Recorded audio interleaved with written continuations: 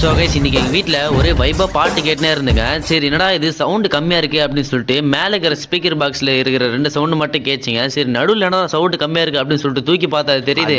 அதில் இருக்கிற ஒயர்லாம் போட்டு கச்சி வச்சுக்குதுங்க. சரி இந்த ஸ்பீக்கர் பாக்ஸை திறந்து பார்க்கலாம் அப்படின்னு சொல்லிட்டு சுற்றி முற்றி எங்கடா நெட்டு போல்டு இருக்குமோ அப்படின்னு சொல்லிட்டு சுற்றி தேடுறேன். நெட்டு போல்டே காணும். அடப்பாவீங்களா எப்படா திறக்குது அப்படின்னு சொல்லிட்டு பார்த்துட்டே சொல்லும். பார்த்தீங்கன்னா ஏதோ ஒரு கேப் இருந்தது. சரி அந்த கேப்ல இந்த டூல்ஸ் வச்சு திறக்கலாம் அப்படின்னு சொல்லிட்டு இப்படி திறந்து பாருங்க. திறந்துக்குச்சுங்க. இந்த ஜிப்ரானிக்ஸ் பிராண்டுக்காரனுங்க பரவாயில்லைங்க, புதுசா தயாரிக்கிறாங்க போல. ஒரே நிமிஷங்க, நீங்க எந்த வகையான பிராண்ட் ஸ்பீக்கர் யூஸ் பண்றீங்க சொல்லிட்டு மறக்காம கமெண்ட் பாக்ஸ்ல கமெண்ட் பண்ணுங்க. எப்படியோ அந்த ஸ்பீக்கர் சுத்தி இருக்கிற 4 நெட்டு போல்ட் கைட்டிட்டு அந்த ஸ்பீக்கர் எடுத்து பாக்குறேன். உள்ள அந்த ஸ்பீக்கர் தவிர ஒண்ணுமே இல்லை. எலி கச்சி போட்ட மிஞ்சி போன ஒயர் தாங்க இருக்கு சொல்லிட்டு இப்போ கனெக்ட் பண்ணிடலாம். இப்போ வந்து பார்த்தீங்கன்னா பாட்டு போட்டு போகலாம் வாங்க.